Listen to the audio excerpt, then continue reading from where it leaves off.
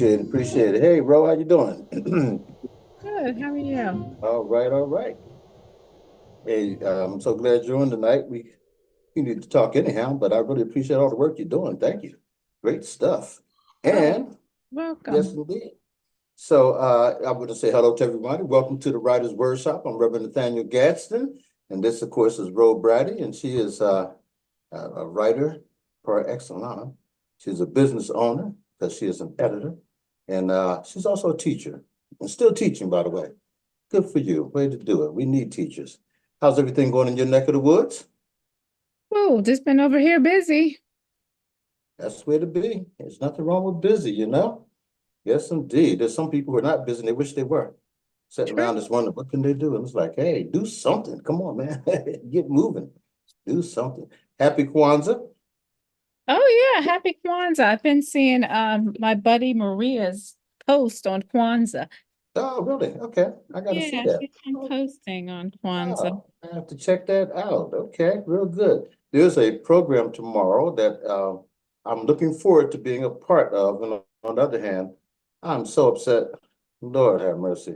I'm a big time Penn State football fan. This is the Uh, bowl game. And I said, okay, cool. So, yeah. But I'm thinking the bowl game, it's going to be, 7 o'clock tomorrow night, 8 o'clock, whatever. It is 12 noon. uh, 12 noon. They're so playing what time is the Louis. event? They're playing Ole Miss, huh? Say it again. What time is the event? 12 noon. 2 o'clock, Um, 2 to 5. And that's right in the smack dab middle of my it is what it is. But one thing I will do always, I always take the games anyhow and then watch them over and over and over just to. And then if they don't win, I don't watch them over and over and over. I turn them off. I erase them. But anyhow, hopefully I won't have to erase this one. But all jokes aside, it is a wonderful celebration of the Children of Africa School 50 years later.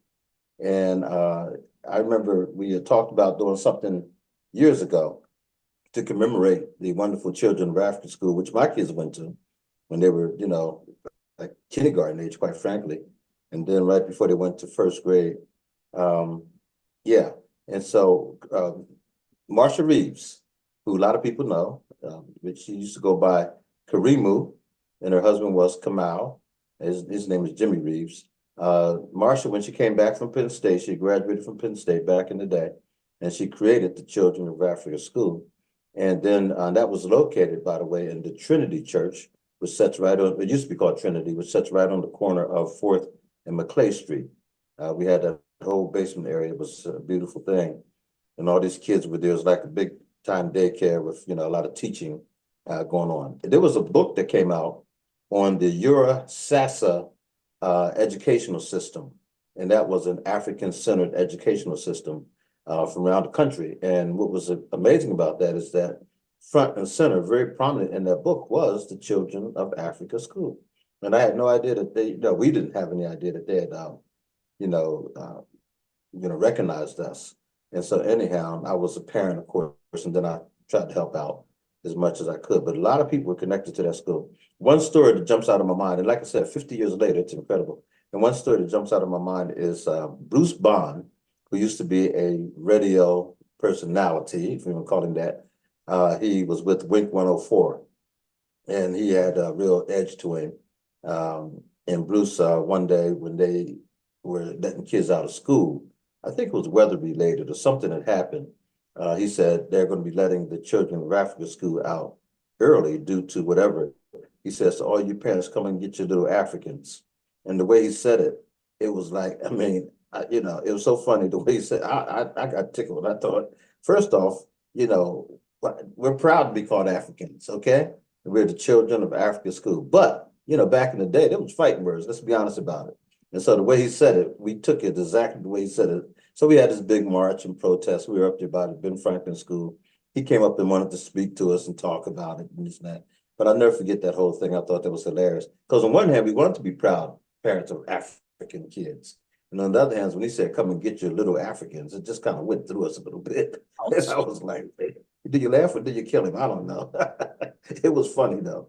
But anyhow, we had a peaceful protest. And um, I forget who came up, some personality it's kind of, she was on the news and everything, and she kind of mediated that whole thing. But 50 years later, Marsha Reeves, hats off to you. They asked me to do the opening prayer, which I'm looking forward to. And then they dropped the bombshell on me and said, and can you do the closing prayer too? I'm thinking, wait a minute, I was going to slip out and see my I'm crying all the way. I'm just crying. But in the end, it's all good. So that's my story, and I'm going to stick to it. Tell me a little bit about what's going on with Roe Bradley and your business. How's everything going? Well, that's going. I'm sitting right before I came on. I was working on my newsletter, and just saying, in my newsletter that I've got a couple of few clients that things are going really well. But I got to get back to some stuff that I've been working on. I'm just finished doing some editing of an anthology that I'm part of. It's Hmm, supposed to be released in February. It's called It's All About Love. okay, A anthology with 12 other authors, and we're all writing romance. Um, nice. it's of course I'm doing historical romance. You've got contemporary, you've got just all genres of romance. Nice. So I've been trying to wrap my mind about, promoting it, and it's writing for a good cause because all the proceeds of this go to funding scholarships for high school students. Nice. So that's So good. I was really excited to be asked to be a part of it, when you can Excellent. use your gifts and talents to give back to your community. Mm-hmm. Um, Mm-hmm. what Mm-hmm. else am I doing? Of course, the Black Wall Street. We've been having editorial meetings practically all week, Okay. um, trying to just revamp. For a Mm, while, Jenny was considering renaming the magazine, and I think she's kind of settled on the Black Wall Street, at least for now. mm. So the issue for January, February should be released any day now. Oh, good. Okay. Yeah. Excellent. I Excellent. was I was really excited about this issue because they were looking for a new cover artist.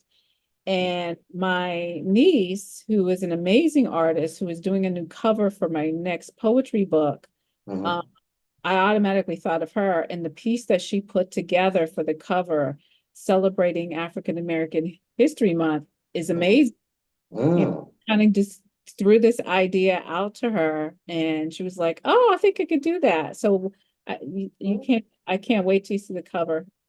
I can't wait to see it. Okay, great. And Did a good so job. people are always looking for it. I always pick it up at the Front Street Diner.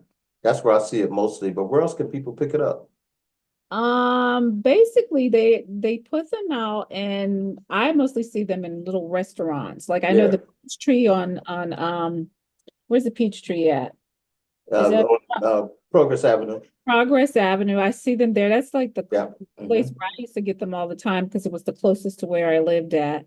I Mm-hmm. know the Yellow Bird down in Midtown puts them out. Okay. Mm-hmm. I see them at just varieties of different places. I couldn't even tell you where they're all, but they are distributed locally in Harrisburg, York, and Lancaster. Nice. Beautiful. Beautiful. And I'm so glad it's continuing on, because it keeps us informed, and that's a good thing. Keep it going. Yeah, and guess what? Absolutely. Our illustrious Wendy has decided to come on as a contributing writer, and she's going to be doing Nice. everything arts in Harrisburg. So I, Oh, I was wow. doing that. Okay. I said, with all the other stuff I was doing, I said Mhm. to Jenny, let's see if we can find some other contributing writers because we're trying to do reoccurring columns now, which I think Yeah. makes it so much easier because then that writer knows what they're going to be writing about. It's just a different topic. Right, right, right. You like poetry, all that stuff, and she said we have to get together and talk about that. But that's what Mhm. she's going to be doing. I said, think of some cute, artsy corner name for your column. Mhm. And of course, Mhm. we have Queenie, who is also doing the lit Queen speaks. Mhm. Look Mhm. I for her saw that. to be in there, yeah. Excellent, excellent. And Yeah. that's the thing about Mhm. it being virtual is, like Queenie, of course, is not in Harrisburg, but the fact that books are everywhere. And Right. now she can do them and kind of get herself out there through this magazine. Mhm. So I'm enjoying giving other people the opportunity to, get their gifts and talents out there. Way to do it. Way to do it. Yes, indeed. And that's what it's all about, and we got it. What's Kwanzaa about? Exactly that. everyone pulling together. We all pull together, and also, using those gifts and those talents for the betterment of the community. That's good stuff. So tomorrow, it's over at the hub, by the way. I don't know how they're doing it, if there's a cost or anything. And I don't know if Brother Chris has the flyer. It's Celeste Morris, who is Dr. Celeste Morris. She's married to Judge Morris. She was the committee chairperson, I believe. She's the one that contacted me. So if anyone's interested in helping to celebrate the Children of Africa School tomorrow, please look forward to it. They call it the Hub. It's the old Hamilton Health Center building up on, I think they call that 4th Street, up off of like 4th Street, uptown Harrisburg, off of Calcare, 4th and Calcare, I would say, something like that. Right behind, if you will, the Church of God in Christ that's up there with, what's the pastor's name? Oh, come on now. Yeah, Gilmore, Doc Gilmore, Pastor Gilmore's church. So anyhow, it starts at 2, ends at 5, and it is that was one of the great institutions in our community for a while. In fact, going back real quick, thinking of Kwanzaa and how, let me see, there's Brother Chris pulling something up for us. There it goes, right there. The Children of Africa School, 50th year, 50 years, oh my God. Saturday, December the 30th, it's 2 p.m. to 5 p.m. It says the Hub, 1821 Fulton Street. Let me put the little specs on here. 1821 Fulton Street. Darts rate P email, blah, blah, blah. Let me see. Love gifts for the founders of gas and being accepted via Cash App. Okay, I see. All right. So they have love gifts. So there's no cost for the love gift is. And look at that. Look at this picture here. This Marsha. Go ahead, Marsh. And I've never seen this picture. Let me see here. See if I recognize any of these little people. But Marsha's fresh out of Penn State, and she created this school, and that school took off, folks. That is an excellent picture. I had not seen that. Here we go. Go ahead. Look at this. Yeah. Wow. Unbelievable. Beautiful. That brother saying they look like Gil Scott Hearn. I'm like, wait a minute now. I know that wasn't Gil, but anyhow. Thanks. I didn't see those pictures, brother. Where did you? They must be on the Facebook or something out there that you were able to pull those up. I'm sure I'll see a lot more of that tomorrow. Different kids and different pictures and everything. I always think of Marsha. I always think of Karimo, Brother Kamau, I mean. But there's so many other persons that were involved, and so we'll be celebrating all that tomorrow. If you get a chance to come out, please come out. And if you didn't know about the school, come out and find out about the school and how important it was. Also, hats off to Brother Mike Cooper. Mike Cooper was the first African-American quarterback at Penn State University. And Mike Cooper's from Harrisburg with the William Penn. And when he was doing his thing, the remarkable story is that Little Central Pennsylvania, right here in Harrisburg and Middletown, you had 3 African-American quarterbacks playing at Division I schools for the first time in the history of this country. And it was every last one of them from the Harrisburg area. You had Mike Cooper at Penn State. At the same time, you had Henry Brown at Notre Dame. And then you had, wait a minute, I'm missing one. Mike Cooper, Henry Brown, Jimmy Jones at USC. So Jimmy Jones went to John Harris, Mike Cooper went to William Penn, and Henry Brown went to was from Middletown. And those 3 men were put on the front cover of the major magazines, and they all came from Central PA. Unbelievable. And just did tremendous stuff. As we know, Jimmy Jones was probably the premier quarterback in the country at the time, and he won the Rose Bowl. And he handed off to O.J. Simpson. He handed off to Sam Bam Cunningham. He threw to Lynn Swann. Those are all 3 Hall of Famers. And then he was denied going into the pros as a quarterback. In fact, they just had another brother on who was down at Alabama. Bear Bryant decided he wanted to integrate. And so what he did was he played Jimmy Jones in USC. They had no black players, not the quarterbacks, no black players in the Southern colleges. And Bear Bryant decided his #1 team or whatever they were ranked, I think #1 at the time, they decided to bring USC, who had some black players, down to Alabama to play them. They lost 35-10 to Jimmy Jones and the boys. And that's when they looked at each other and said, we need some black players. Anyhow, they had a wonderful documentary on just the other day. And this brother, I'd never heard of him, but he was a black quarterback who was doing phenomenal stuff, ended up being a coach and all of that. And he tells a story as well about how deep the segregation was and the racism. And, there were times when the players would go to a city and they were literally told, you couldn't eat in this restaurant, you can't do this, can't do that. So Penn State has a thing that they say. They say, we are Penn State. And I've mentioned this before, I'll just say it one more time in the sake of history. We Are Penn State was white kids and, the African Americans that were there, but mostly white kids. When they would not allow the black players to go into the restaurant and do different things, they began to chant, we are Penn State. That meant that we are all one. And so they stood in solidarity with the black players. So every time you hear we are Penn State, realize that there's significant, civil rights, if you will, meaning behind that in the 60s. They were like, hey, what's this here, Queen? Let's see. Oh, Queenie's joined us. Excellent. Hey, man. Good, good, good. Hello, Queenie. How are you? Good to see you. Hey, how you doing? Good, good, good. Your name had just been mentioned. I don't know if you heard Ro talking about you, but it's good to see you on tonight. Thank God for you. And so anyhow, we're going to celebrate Kwanzaa tonight and talk about some other things, but writing's always where we are, and that's what we're all about. Queenie, what's going on in your neck of the woods? Tell us something good. Nothing.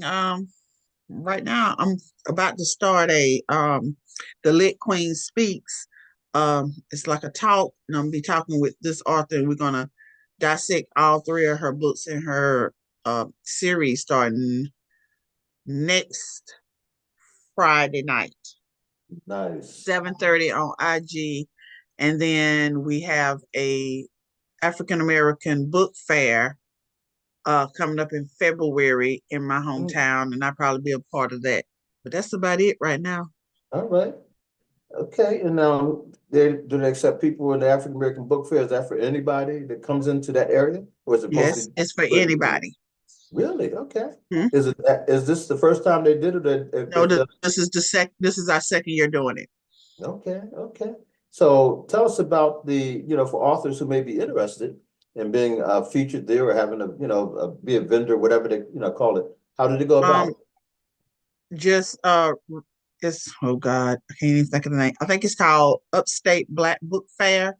Okay. It is $40 without a table, and $60 is $60 without a table, and $40 for a table with a table. Ooh, so, yes. All right. And that will be in Spartanburg, South Carolina, February the 24th. All right. Okay. I see everybody popping on here. This is good stuff. So February the 24th. Okay. And let me see. I'm looking at Tickle.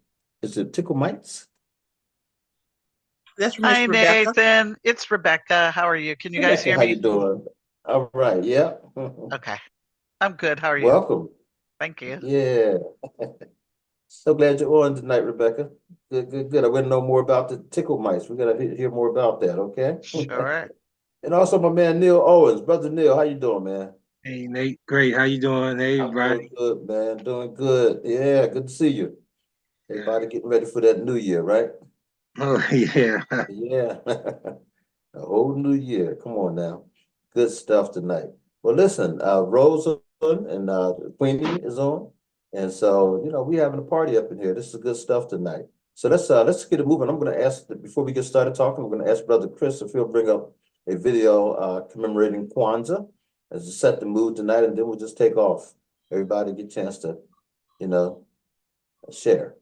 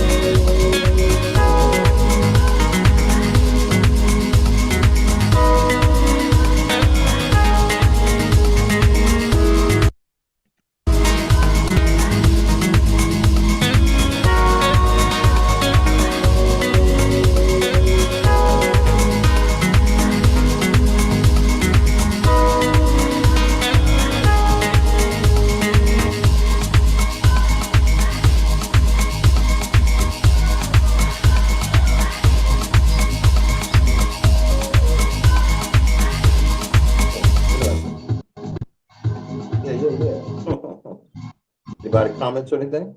Anybody? Thank you, Chris, for bringing that up.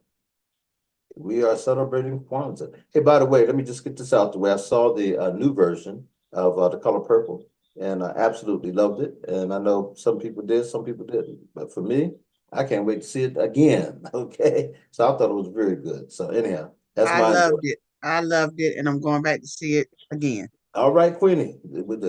I'll be eating popcorn with you.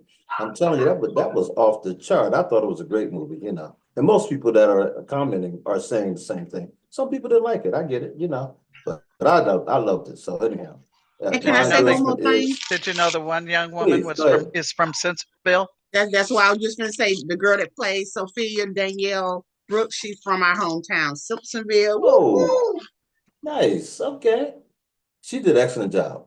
Excellent job. Yeah. Has she acted before? Yeah, she actually was in the Orange is the New Black, that prison Oh, movie. okay. She had a quite a big role in that, and she was in Fantastic. there continuously. Yes, so this Yeah, is she was not good. new to her, but yeah, this is the biggest I think she's ever done. All right. Yeah, good stuff. All right. Well, anyhow, this, you know, it was, we saw it in the packed house. They kind of put it in a small theater. I was shocked about that. But at the end of the movie, when I saw it, the people applauded. I mean, it was really, truly moving, and everybody just, you know, it was a great spirit in that room. So anyhow, that is what it is. So let's talk tonight. Let's get some readings going. Let's talk about what we're going to do tonight. I'm going to ask everybody, you know, to step up to the plate. But I'm going to get to tickle mites, though. I want to hear a little bit about tickle mites real quick. If you don't mind, can you tell us, Rebecca, a little bit about that? Sure. Tickle Bites LLC. I'm a publishing services company, so we could take you from vision to published and beyond. It was birthed out of my first children's chapter book, which is Tickle Mites: The Adventures of Raw, Rocky, AJ, and Romello. I'm a children's book writer. That's my thing, my jam, my favorite genre. And writing this book, going through the process of being an indie author, a self-publisher, I had a hard time, didn't know how to do anything but write. So God blessed me to piece things together. People, resources came into my life. I was able to self-publish my book, and I've self-published 3 since then. And then I decided I wanted to help people at a budget get their voices heard through writing. So that's what birthed my company, Tickle Mites LLC. From editing to illustration, I definitely collab with Queen and Clem and people such as yourself to get my clients' voices heard. They definitely need us, and we are here. Excellent, excellent. Well, anytime you have a client you'd like to bring this way, tell them to come on. You know, we'd love to have them come on, and we would, you know, try to do our best to give them some time, you know? We'll definitely do Absolutely, that. good stuff. Hats off to you. Great work. Thank you. For doing what you're doing, yeah. And Brother Neil, man, you know, I know you got something cooking. When's my book coming out, man? You got that book. And Neil keeps teasing us with this, and then he say, "Well, it's going to come out in February. No, it's going to come out in March." No, yeah, I'm like, man, you better come on and give us that book. It's a good one. Which one am I talking about, Neil? You know what I'm talking about. The storyteller. The storyteller, man. Come on. Yeah, it's yeah, I've decided to I decided to work on something else to release before that one. I just fell out my chair, brother. I just fell out my chair, man. What's going on with this? because of the situation that's going on in the world today, and timely. I think the rise of the Fourth Reich, the rise and fall of the Fourth Reich is better to release. Okay. Before the storyteller. Storyteller is a lot of new adult stories. It's a very fun piece. It's some serious stuff. It's a mixture of things. Okay. But the rise and fall of the Fourth Reich is a very serious piece.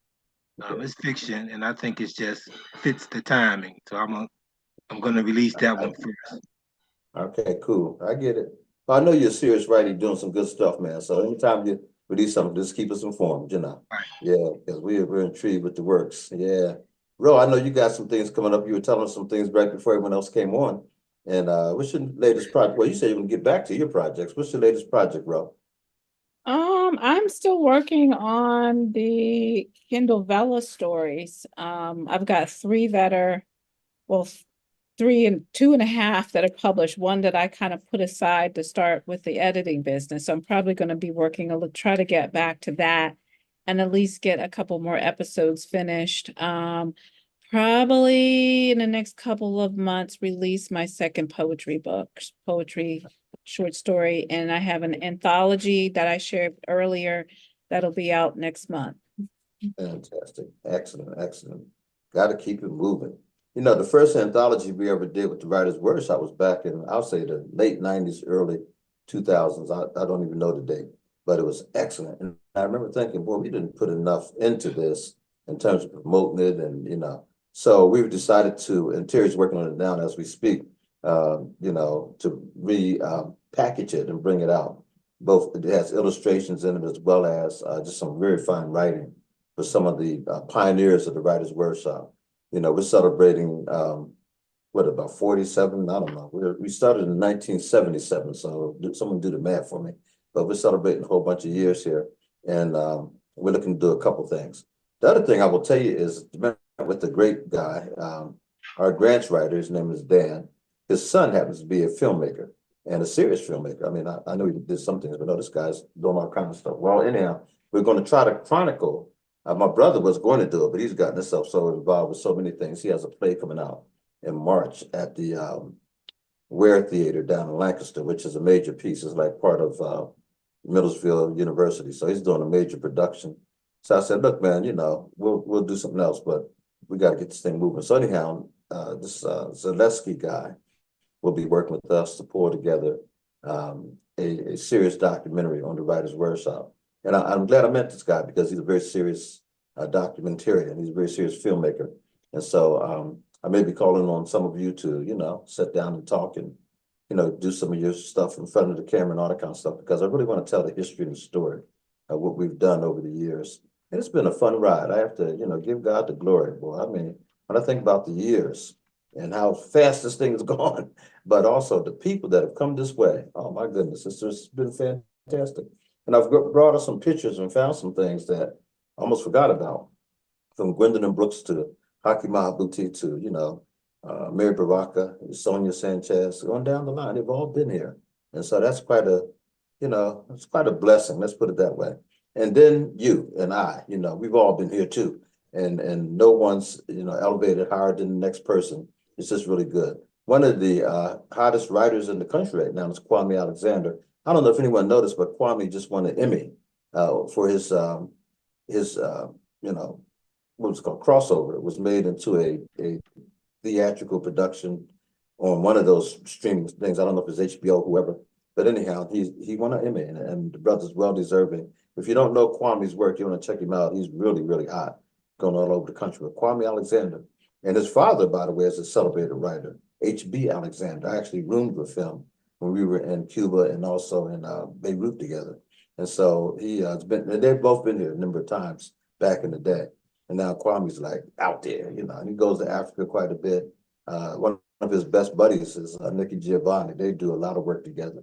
So just, you know, pleased to know that we've had that kind of company and, you know, staying in touch with people like that and people like yourself. So that's one of the things I'm dreaming about and hoping will happen, you know. And we're still working on the anthology, the newest anthology. Terry and I have been putting our heads together about what we're going to do with that. And so that's going to come out also 2024. So who wants to read tonight for the first? Who's gonna kick it off? Who has something they'd like to share? I'll go. Okay, Ro, thank you. I'm not sure if I've ever read this one. It's called Invisible to the Naked Eye. I don't remember that. Can you see me? I'm here. See me glowing with all my melanin, my bold, articulate, unashamed, full-bodied, wide-hip, intellectual, socially woke self. I can't sit in the corner holding my lips closed, praying the words don't slide out of my mouth, and step on some politically correct somebody who insists on telling me that my vote is the pseudo one that's being used to test the system? Oh, shoot, girl. I think I've said too much. Too much about the war on the Black man's masculinity, too much about the poor child shot down in the street or in the school and in front of her own TV.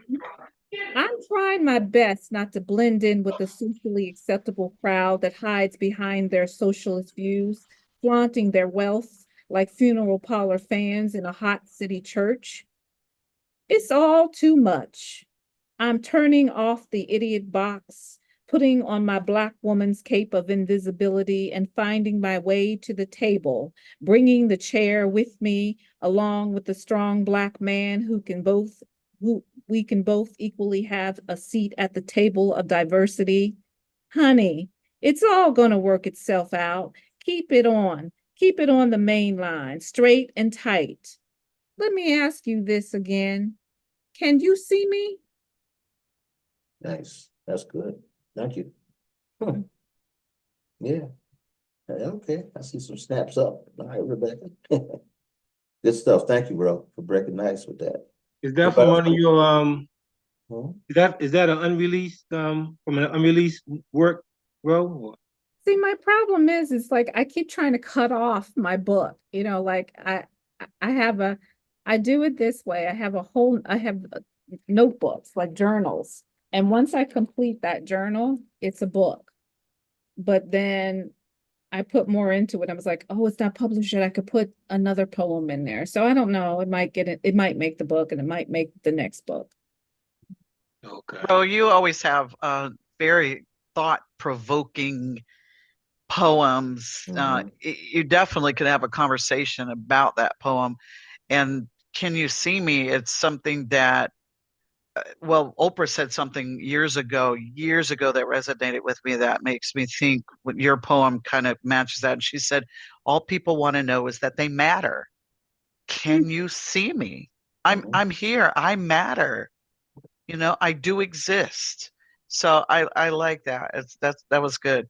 Thank you. Yeah. Good stuff. Good stuff. Yeah. So let me give a companion piece in a sense, because you asked, do you see me, right? My question is, you don't see what I see. Why? The real title is You Don't See What I See, but my part is why, okay? I see the dry eyes of Mary Evers enduring the unspeakable with dignity. So those who wished him dead, Medgar Evers, her courageous husband, would not see weakness in her eyes. I see the photos of Ernie Sisto recording the 1971 protest of Negro, the National Economic Growth and Reconstruction Organization, outside of the New York Times building. There, in the midst of this rainbow coalition of united, unwavering voices of protest, stood Thomas W. Matthews, a neurosurgeon atop a car, proclaiming to all who could hear him, the New York Times was more interested in reporting on Black violence than on Black productivity. I see Reverend A. Kendall Smith in 1967 gleefully burning the symbol of enduring racism, the Confederate flag, in City Hall Park in Manhattan. Reverend Smith was protesting the Southern treatment of Black residents in New York City. He was later arrested even though no law was broken. This is the history you don't see, the untold history of people who look like me. I see the heart of Tyrone Dukes, the Times photographer who had an eye for Black excellence. There, walking the sidewalks of Harlem, white skirts and blouses, white head coverings, sisters from the Nation of Islam, escorting young sisters in training to the Muslim school and mosque. Respect, intelligence, dignity, and purpose on full display. Duke saw what you can't see because you want to squint at history when it comes to people who look like me. I see Bessie Wright of Benedict College, and Mary Leach of New York City, workers in a pilot program called Domestic Peace Corps. In 1963, they were among 27 volunteers dispatched to Harlem that summer to work in a number of different roles, such as hospitals, schools, churches, and senior centers. This program led to the creation of a national service program called Volunteers in Service to America, or VISTA. American history, world history, Black history, call it what you want, because it's just history I see. The history of a people that look like me. Oh, yes, people that you don't seem to see unless you're talking about poverty or slavery. And the greater tragedy just may be there are too many people who look like me, who only can see what you can see, who will always be what you don't see, and they don't even know it's a tragedy. My God, they don't know, not knowing their own history is a tragedy. In order to teach them, we have to reach them. And I realize if it is to be, it's up to me. Do you see what I'm saying? Will you help me? Harambe. Let's teach together our history for all to see. Thank you. Oh. Hey. And it's Nathaniel, amazing. you mentioned Nikki Giovanni earlier, and she Yeah. is one of my favorite all-time poets Oh, yeah. ever. And I liked Maya Angelou too, but Nikki Giovanni, that sounds like her influence. Oh, wow. What Okay. you just read sounds like her influence. She's talk about somebody who was aware, or as the young people say, woke. She was. So that sounds a lot like her influence. That was really good. I appreciate you. Thanks a lot. And Nikki is, like you said, an incredible, writer. They had a piece on, and I have it taped somewhere, but anyhow, you can catch it on Facebook, Zoom, and all that kind of stuff. What was the name of it? I think it's called Like It Is. And there was a brother out in New York City who back in the late 1960s created this program on public TV, and they allowed him just to do his thing. And so he gets on, and he's bringing on every Black writer. He brought Nikki Giovanni on TV. The first time she had ever been on TV was on his show. And the first time you ever heard of the last poets, they were on his show. And it goes on down the line. So this brother was on for like 3 years, and they did a heck of a documentary on him. And I want to say Ellis Hazlitt. I think that was him, but I could be wrong. But Ellis Hazlitt. And then he didn't know how powerful he had become to the Black community. So his show was on for like, I think about 3 years. And then the white conservatives who took over, that whole PBS debate and all that kind of stuff, started trying to control what this new thing was doing. And so they took the funding away from his program. And he has so much of a backing that all he had to do was fight. All he had to do was stand up and say, no, this ain't going to happen, because the Black folks were ready, but he didn't do it. And so people were so disappointed that he didn't fight for it. And it's like, what? And he just thought he didn't have the energy, whatever. But he put on all the great poets. And when the last poets came on, like, niggas are afraid of the revolution. I mean, and stuff like that.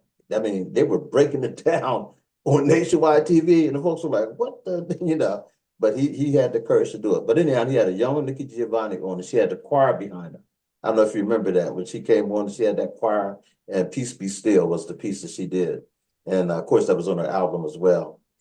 Tremendous history, Yeah. But yeah, I love Nikki. We caught her down in Baltimore. My wife and I, we were just kind of driving around trying to think of some things to do. So we went to DC for this writers conference, and then we decided to come back up. Someone said, well, they have a writers thing going on in Baltimore. We said, what? So we went over to, Morgan or someplace, and Nikki was there, and she just got up free, and she just got up and did her thing, and she started talking about her son and all of the battles she had with her son in terms of understanding the revolution and all that powerful stuff. Yeah, I'll never forget Nikki Giovanni. Yeah. It would be nice if you could create if you could write, you and Ro, a children's poems along the lines of the way you're writing for the adults, not young children. It would be kind of, you have to explain it in their regard. I homeschool all 4 of my grandchildren, so I teach them Black history, not American history, when Black history is a part of American history. So we could call it American history, and the books that they read have to be by African American authors with African American characters Nice. in it. Mhm. But poetry, I haven't introduced that to my middle schoolers yet. That kind of poetry, and I would love to do that, but bring it to their level. Does that make sense? So it would be great if you and Ro could write a middle school, maybe to high school children's poetry book, just in the I guess inference in the inference that you're writing now. That would be amazing. I would be the first buyer of those books. Fantastic. Well, listen, that's a challenge I'll accept. I like the thought. And I will tell you, you may want to check out Kwame Alexander. Are you familiar with Kwame, Adele? I'm familiar with Kwame. I haven't read very many of his Mhm. poems, Mhm. but I would love to. I would love to read more, but I am familiar with him. Yeah, because I didn't know he had taken off as much as he did, and this book crossover, then a couple others he did. So anyhow, we had a nice little program over at the Midtown Scholar Bookstore, and we honored Floyd Stokes and Maria Chow and some other folks. So anyhow, all these kids came in from Stilton High Spire School District, and they apparently had adopted his book crossover. And I mean, they got up and was reading parts of his book. Those kids were on fire for that book, and I was like, what? And then he has another one called Bounce or something like that. But he uses basketball and stuff as a metaphor. But I was amazed that this teacher had introduced them, and they just took off. But then I saw him on Facebook. That's all, he goes to all these high schools and middle schools and everything, and he has a way of really relating to these kids. So he's doing something right, you know. And so I would say he may be one person that you may want to look into. And he is clearly an authentic African American writer. He really, his father is a tremendous teacher. His father is a historian. His father told me, he said, I don't do no poetry. You know, he said, that's my son's stuff. His son was a little cool guy at the time when I first met him, just a little kid. And then here he is now. But his father was his influence because he's a true historian, you know. Wow. H.B. Alexander, is that it? Yeah, H.B. Alexander. And look him up. And so, yeah, so Kwame would be, I would suggest to you that Kwame is probably doing what you're looking for. Oh, awesome. Thank you. And I will tell you also real quick, there's a group of kids we met years ago now, but they were all African-American kids who were writing, you know, their own books. And they were only 13 and 14 and 15 years old. And they all had their own poetry books. And they were very good. We bought them all. They were up in Harlem, New York, at the Harlem Book Fair out of Boston, Massachusetts. And those books were excellent. And so I don't know if that project's still going on, but there's some young people out here writing some very good stuff. Yeah. Okay. Yeah. All right, who else is reading? Where we at? Where we at? I could read something from one of my clients. I was hoping you'd say that. And Queenie is familiar with her. Her name is Paulette Carter, Forbidden Tears. And this book is a I would say just a tribute to Black men, because they have the unwritten rule that men do not cry, and she is giving men permission as a woman to cry. So that's what the whole theory behind her Forbidden Tears is about. And as you can see, the illustration was her vision on the front. And I did ghostwrite this project. So let's see. I'll just read one from her. This one's called Continue to Build and Recover. Continue to walk in the divine purpose the Heavenly Father has established in you. Maybe the road is rocky, perhaps it's scary, but keep walking. As long as you stay the course in God, your labor will not be in vain. It will stand firm. The distractions will come to take your focus away and ultimately destroy the purpose it took so long to build. You have the power to reject the distractions. God will not hide anything from his servants. So it is a sure thing that the distractions will be apparent. When you realize what the distractions are, push the reject button in your mind. Remain firm in the tremendous God-given work. Execute it with grace and confidence in the God who cannot fail. Mm. Oh, that's good. Mm-hmm. Now, where's she from? Paulette is actually from the upstate. Okay. She's a wonderful, I think she's 76 now. Wow. 76-year-old woman. I met her in church, just talking with her about different things, and told her about my publishing services company, and she just started sobbing because she said, I literally 15 minutes ago asked God, I've written all this stuff and I don't know what to do with it or where to go. And then we meet. Mm-hmm. And she knew nothing about computers, handed me a stack of about 200 papers, literally 200 papers, and said, what do I do? I said, you do nothing. You give it to me and I'll do the rest. And so Wow. hence she's a first-time author, and she's excited about that. And I can't wait to tell her that I read from her book on Mm. your show, and perhaps she'll join us next week. So that would Excellent. be awesome. Please. That's great. Good stuff. Okay.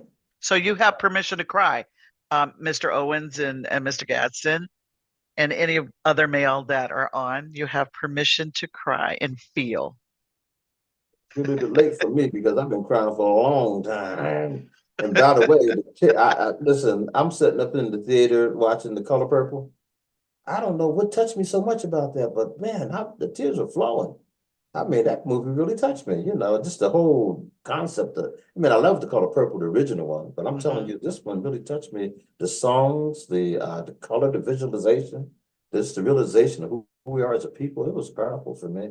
And Yeah, to see the so. level of Black excellence on that show, I mean, and you don't, with those actors and actresses, you don't have to say these are amazing Black actors and actresses, because people tend to put labels like that on us. You could just simply say they are amazing actors and actresses. Yeah. You don't even have to say the Black. We see that they are Black. And you Mm-hmm. mentioned, do you see what I see in your poem? Well, I see that they are Black actors and actresses. I see that, but they're amazing at what they do. The level of excellence is just surreal. So to see that, and this billionaire at the helm of it, come from poverty to being a billionaire, Oprah Winfrey, and to hire all these people, give them work, and they be excellent at what they do. It's my jam. It is my jam. So yeah. Excellent. Thank you. Yeah. Brother Owens, did you want to share a little bit of your writings, man?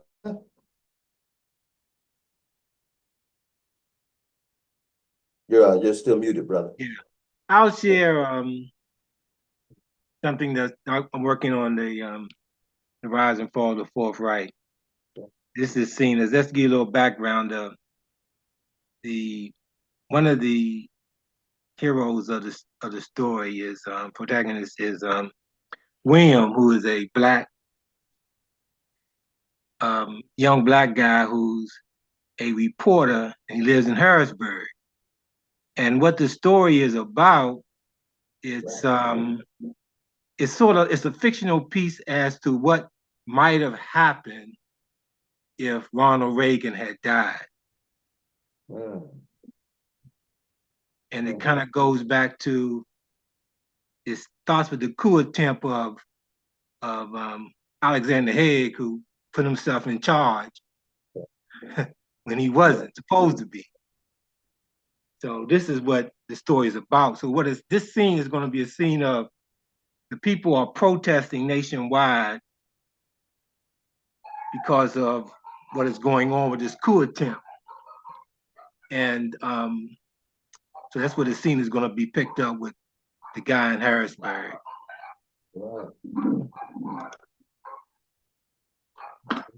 As an independent reporter in Harrisburg, Williams stood at the Broad Street stood at Broad Street, I'm sorry. The afternoon sun had replaced the spring morning rain. William joined the protesters' march to the state capitol. Tens of thousands were walking down North 6th Street, some with blankets and pillows, sleeping bags, tents, picnic baskets, and coolers. William asked one of the many white protesters in the crowd, "Why are you out here? Aren't you afraid of being shot?" The protesters sneered, "Why are you out here? And they can't kill all of us." "I'm out here for democracy," William sternly said. "We all are," said the protester, and continued the march.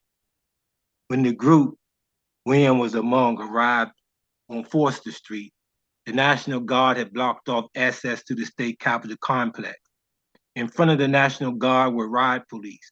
Behind the National Guard were the militia. The peaceful protesters stretched from North 6th Street to North Front Street and was entertained by African drummers and street performers, even karaoke. At nightfall, boom boxes added to the entertainment and blasted rock, jazz, rap, and folk music in different areas of the crowd. William followed the rap music, and rappers' delight by the Sugar Hill Gang led him to a circle of people sitting on the street at least 10 rows deep. He sat at the back beside an Asian couple and asked, "Do you believe a peaceful protest will bring the change you want?"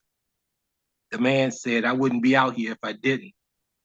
I'm hearing from a lot of people that say we should start a civil war. What do you think about that?" The woman said, "I believe a peaceful protest will be more effective because it will influence those on the other side to join us." "How?" "If we are combative, they will become defensive and won't listen. But if we remain peaceful, even in their aggression, they will listen. And listening can change hearts, and hearts can change minds." Wow, good point and very well said. I'll stop there. Nice. I appreciate you using Harrisburg as a backdrop and even knew the name of the street, 6th Street, and come Yeah, on, man. Harrisburg, you gotta do your research. I was Harrisburg gonna is ask, did you live that era? Because you know it well. yeah. Yeah. I mean, that's the, you gotta do your research, and that's the backdrop. He's a reporter, young guy, grew up in Harrisburg. Yeah. So this is what's happening in Harrisburg during this nationwide peace. Nationwide coup attempt is going on. People are protesting all over the country. That's good stuff. Good stuff. All right. Anybody else want to jump in here?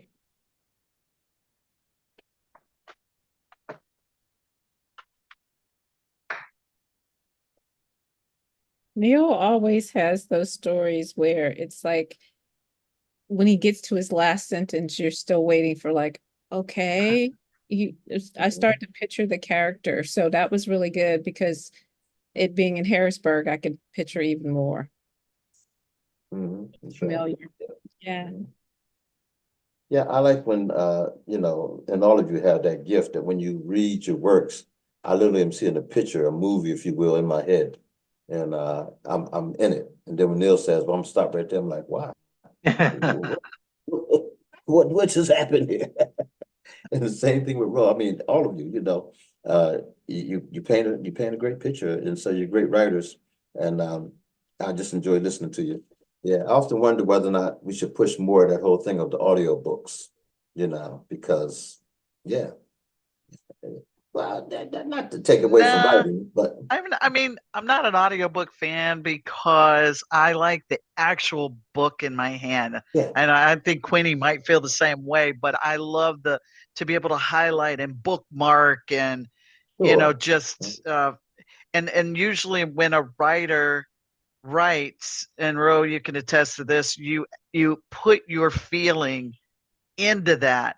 And so it goes into that book, the spirit of it goes into that book, and the people, when they read it, they definitely feel what you felt. I mean, audiobooks, if you do it in your own voice, maybe, I guess, but I'm not a fan of it, but I know a lot of people are, and with this busy world. Yeah.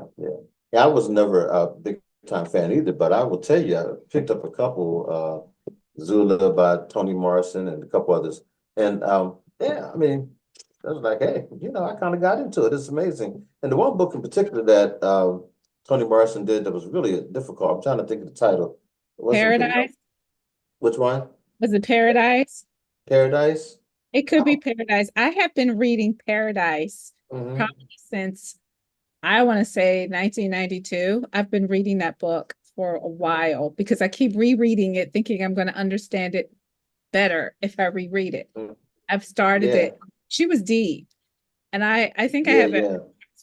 read a lot of Toni Morrison, but that one book, Paradise, trips me Mhm. up every time.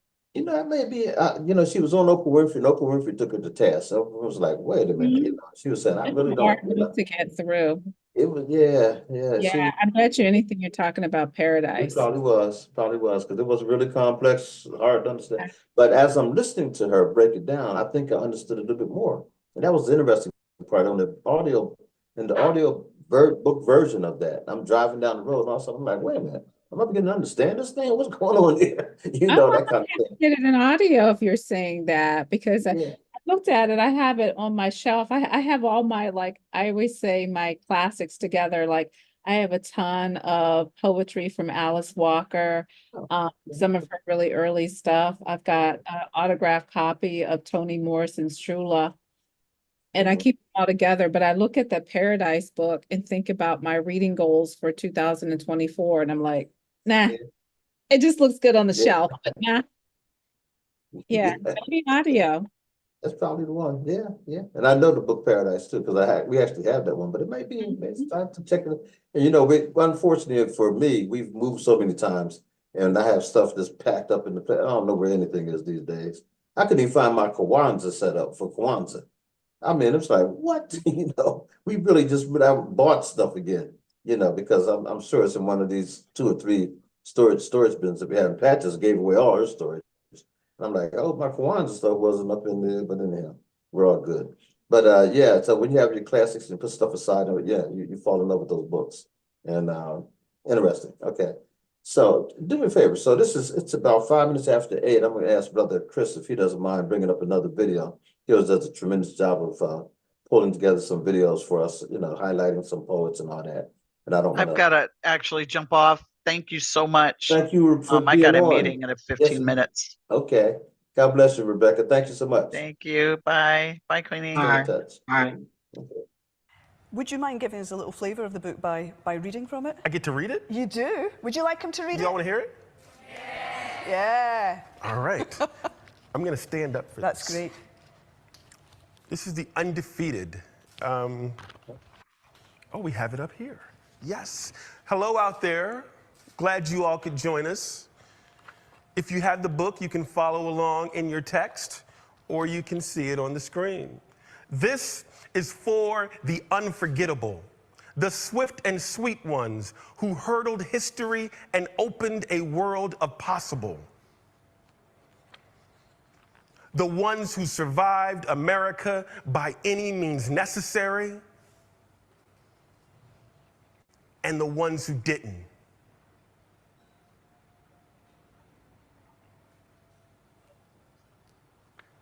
This is for the undeniable, the ones who scored with chains on one hand and faith in the other. This is for the unflappable, the sophisticated ones who box adversity and tackle vision,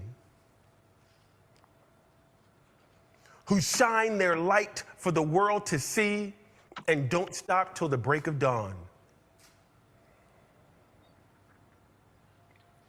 This is for the unafraid, the audacious ones who carried the red, white, and weary blues on the battlefield to save an imperfect union. The righteous marching ones who sang, "We shall not be moved because Black lives matter."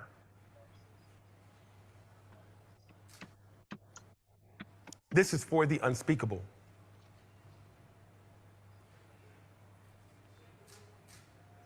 This is for the unspeakable.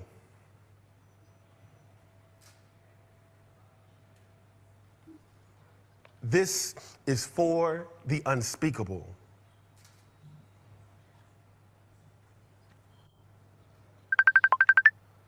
This is for the unlimited, unstoppable ones, the dreamers and the doers who swim across the big sea of our imagination and show us the majestic shores of the promised land. The Wilma Rudolphs, the Muhammad Alis, the Althea Gibsons, the Jesse Owenses, the Jordans and the LeBrons, the Serenas and the Cheryls, the Reese Whitleys and the undiscovered. This is for the unbelievable, the we real cool ones. This is for the unbending, the black as the night is beautiful ones. This is for the underdogs and the uncertain, the unspoken but no longer untitled. This is for the undefeated. This is for the undefeated. This is for you and you and you, Jamie, and you, Imogen. This is for you. This is for us.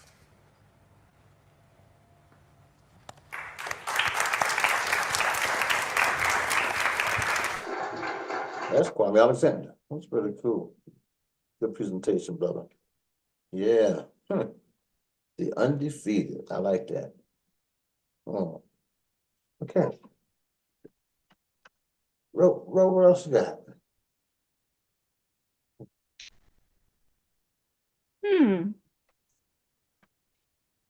I'll read this one. Okay. It's called Worries.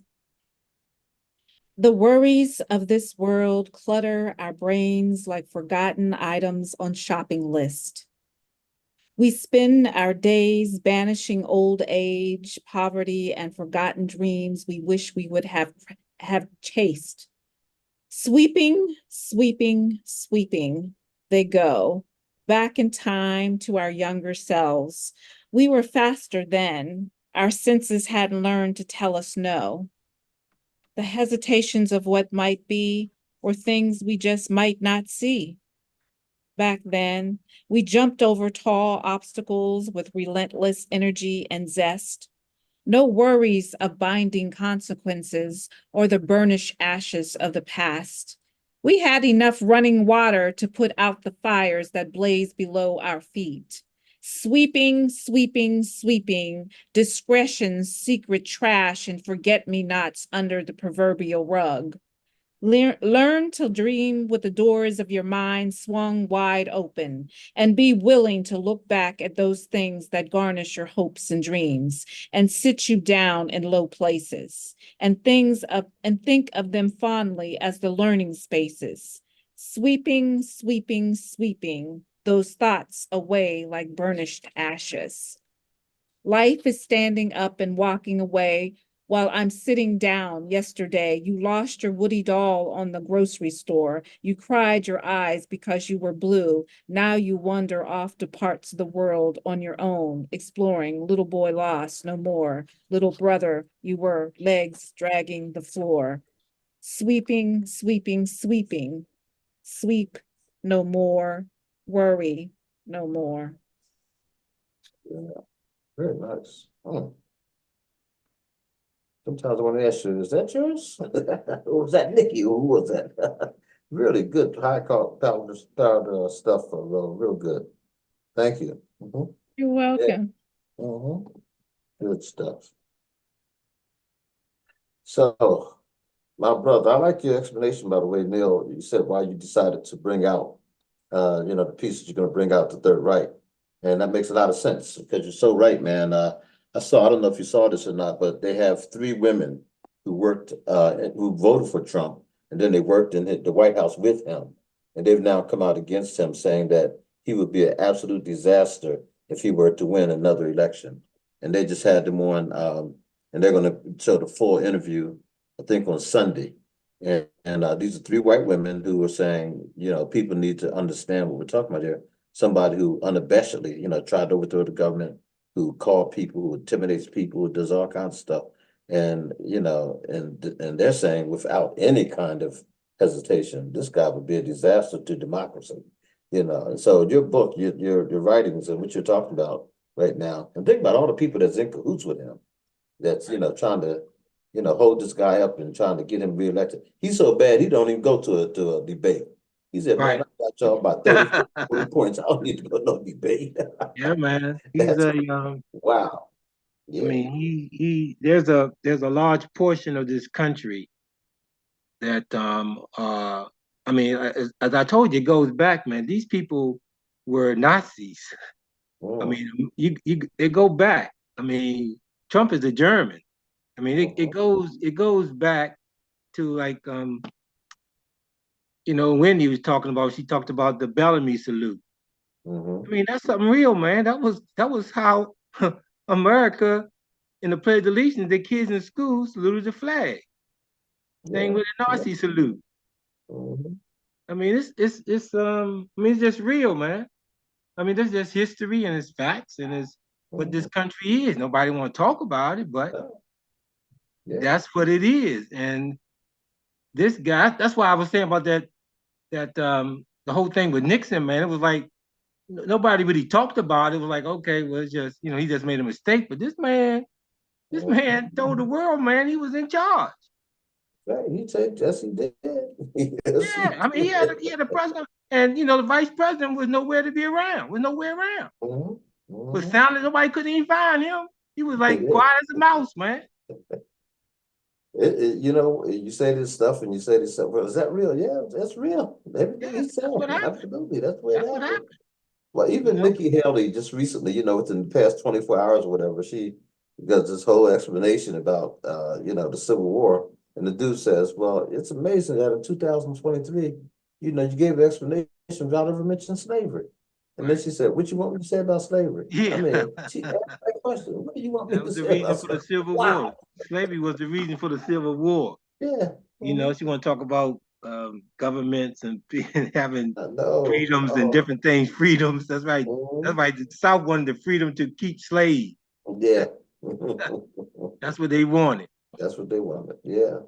So it is a dangerous time we living in, man. You're right about what Trump man, and this man is I mean, it's serious, man. It's just, I mean, I've been talking about this for a long time, and he's getting more and more to that area, and now people are starting to realize that this man is trying to reincarnate Hitler. Yes. Yeah.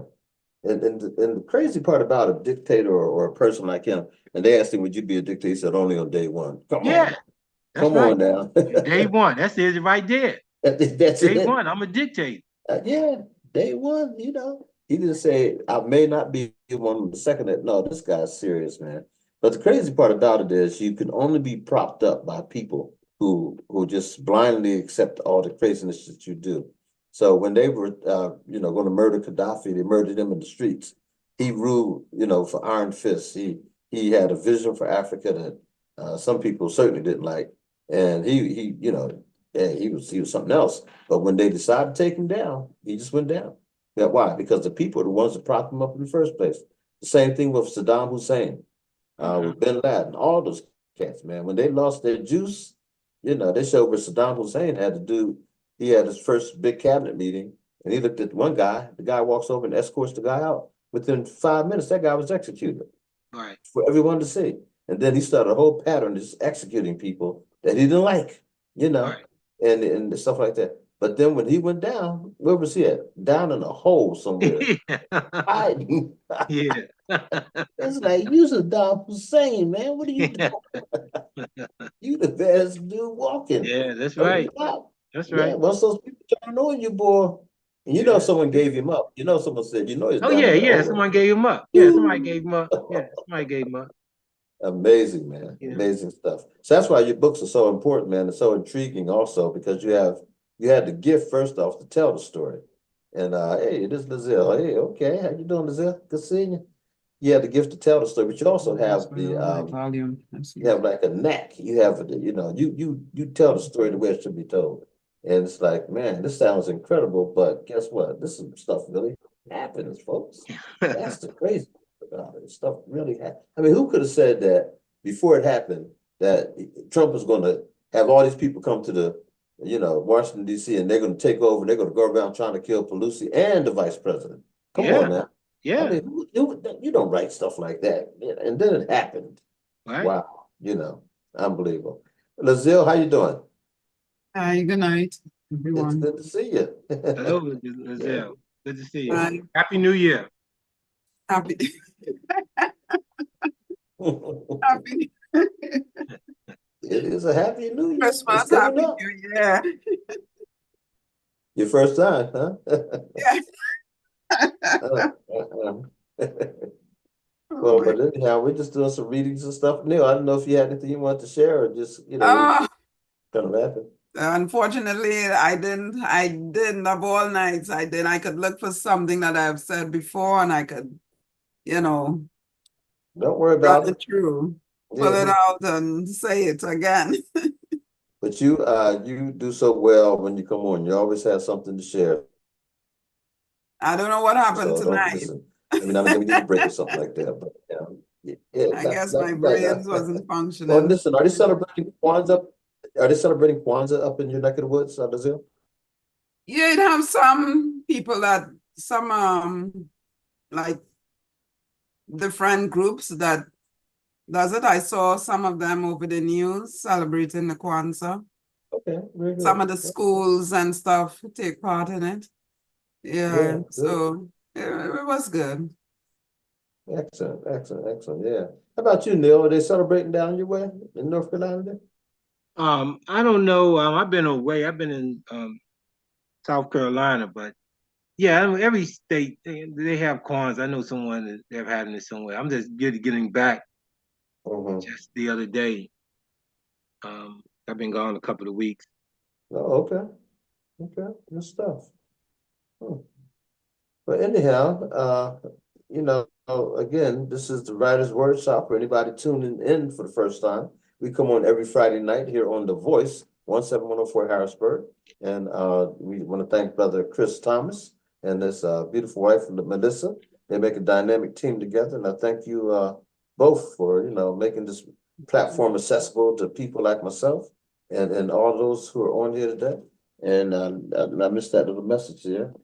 Gotta wear my bifocals these days, see what's going down. But anyhow, Lazille, did you have anything you want to read at all? Yeah. No?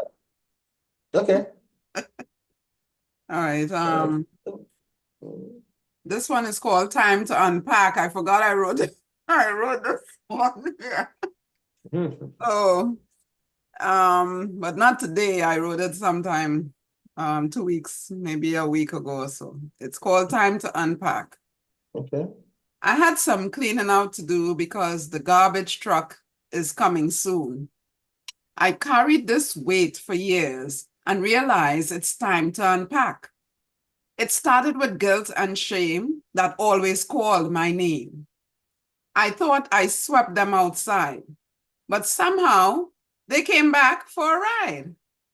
Misery loved company. Depression was my friend. Unworthy came knocking, saying it's not the end. Pride and selfishness popped up suddenly. There they sat wanting me to let them in. Envy, jealousy watched on with hate. They all looked at me for thinking that I will give them a ride. It felt like a date. I packed on so much, I was in a bad state. I had to call on self and speak to self. My weight came down and I started eating right, started feeling good. Determination came on board with love and peace at my side. Faith and prayers was right there for me. They showed me how to bend my knees. My tongue started wagging and my voice came back, speaking affirmations and self-worth, lifted my head, lifted my self-being. My esteem was so great. Now my weight is stabilized. I found my truth. I unpacked the unwanted stuff as the garbage truck came in. My life is good since Jesus called my name. That's it. That was a nice piece. Let me ask you a question. So what inspired you to do that particular piece? Where did that come from? You know, it always always have something to inspire me to write something. Mhm. I was what I was doing. I was doing I think I was watching some videos and the person mentioned unpack. So I said, unpack? Unpack. Huh. Mhm. That's a nice thing to write about. And that's how it started. You Mhm. know? So I started to, like, going into 2024, you want to unpack the stuff that held you back. It's not always easy. I can tell you that it's not always easy, but you have to keep at it, you know, to release some of the negativity, some of the stuff that is holding you back. So, you know, so that's why I decided to write this poem of time to unpack. So you're unpacking all the guilt, the shame, the hate, the envy, the jealousy, whatever it is that is inside, you unpack it. You just leave it by the garbage dump or the garbage to pick it up. I like it. And you're going into 24 refreshed, renewed, you know, with a new side, new vision. So that is what I kind of write it for me to give me that push to do also. Good stuff. Awesome. Yeah. And two images came to my mind. There was a professor years ago. I used to say to all of us who were, aspiring to be, on the college campuses, he said, don't unpack your suitcase. He said, keep that thing because they will try to box you in, and once they think they got you, they'll start doing all kinds of stuff. He said, so, don't ever be a slave to that. These are my words, to whatever it might be. He said, don't unpack your suitcase. You can just be careful. He said, because we unpack too quickly. We get there and get that job, and we dug in, and next thing you know, we are no longer part of the change that we say we want, or any of that kind of stuff. But that's one image. But the other image is, I did a journal, and it's called Learning Self-Therapy Through Writing. And in the second edition, I did a whole piece on looking at a garage. And the garage has all the stuff in it that's all packed up. And, it's still there, but you don't look at it anymore. And I have two garages right now that I need to get rid of because I have all kinds of stuff in there. But all that stuff in there is so precious to me. I haven't looked at that stuff in a couple of years, you know what I mean? So it's not that precious. But once you, as you said, you start unpacking all that nonsense, you're gonna have to look at it, you're gonna have to see it. But at the same time, you can put that by the trash can or whatever and get rid of it. You're just holding on to it for what reason? So those images came to mind that you were doing all that, I like that. Oh, Neil, do you want to jump in there too? Yeah, it was they always have very personal feelings, and to her pieces, and you actually feel it, and there's so much realism in it, and the thing is, a lot of feeling in it. Yeah. And that's really what makes it, because a lot of people can put together some poems and you can kind of like see where it is, but feeling it is very important. Yeah. He brings the feeling there. Absolutely. That's very, very important. Yeah, I agree with that too. And I think that's what, anytime I listen to any of you read or I go to a good movie or read a good book, if I can relate to something in it, and that emotion or whatever that thing is poured out of me, I walk away feeling really good about it. I don't care if it wants me to cry, laugh, be horrified, whatever. If the writer or the image can do that for me, then yeah, I'm in there. But when you see it, when you find yourself being aloof from the piece, it's like you read it, but so what? Then yeah, that doesn't, yeah. So, Ro, I'm seeing you back. Really good. Okay, I'm glad you're back I here. had to come make me a sandwich. Hey, nothing wrong with that. I had one before I came on too. But Neil, I was getting ready to come to you as well, man. I didn't know if you had a second piece or something else you wanted to throw out there, Yeah, I'll throw out another scene from Okay. a different scene from the Rise and Fall of the Fourth Reich. Just give you a backdrop.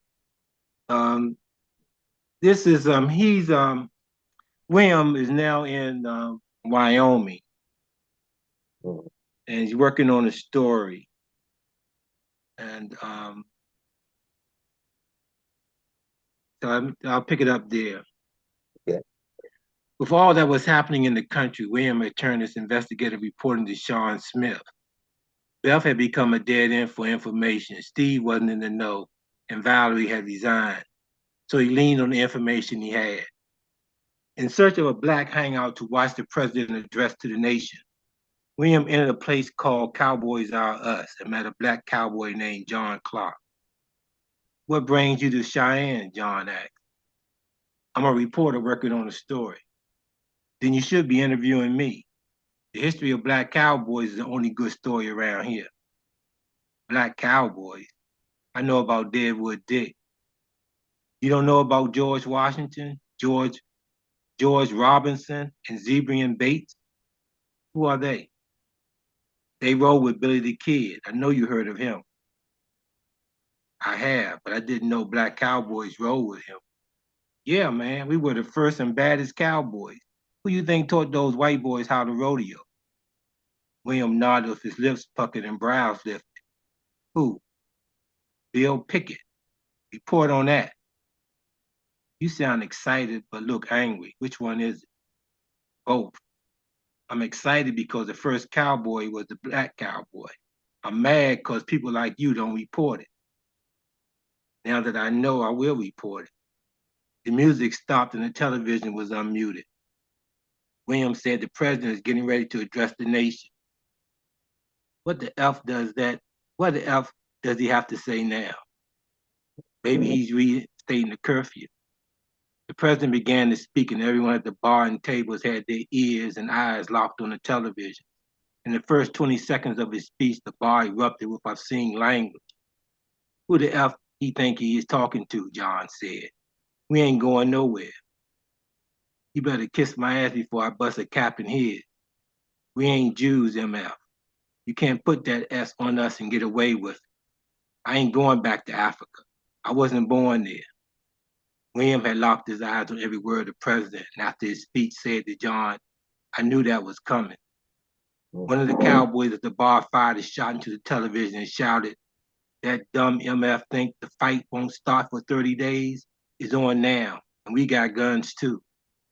John stood, raised his gun, and said to the folks inside, we knew this was coming, but we thought they were smart enough to come when we were asleep. They done effed up now. We know when they are coming. We'll be ready, and nothing is scarier to a redneck than a nigger with a gun. Deadwood Dick ain't got nothing on me. Everyone except William stood and raised their guns, men and women cheering. When John said, William said, how are you going to fight them? They got tanks, planes, and rockets. John's closed mouth lips curved upward. I'm not going to tell you. You might be one of those house Negroes. I'm down with the cause. I don't know that. Tell you what, you can report this. Tell your president he better not send the militia this way. We're not taking prisoners. He chuckled. If you're still around here in 30 days, you can report how we kicked the president's ass. I won't be around. I'll be kicking his ass in Harrisburg. John chuckled and left the establishment, and other patrons seemed to follow him. Stop there. Cool. Anybody? Comments? That's good stuff, man. Yeah, that's a lot going on with that piece, and Yeah. it's like I say, he starts off with this, like it's a coup attempt, and he starts off getting rid of the Jews, and then after the Jews, he starts to get rid of all non-Aryan.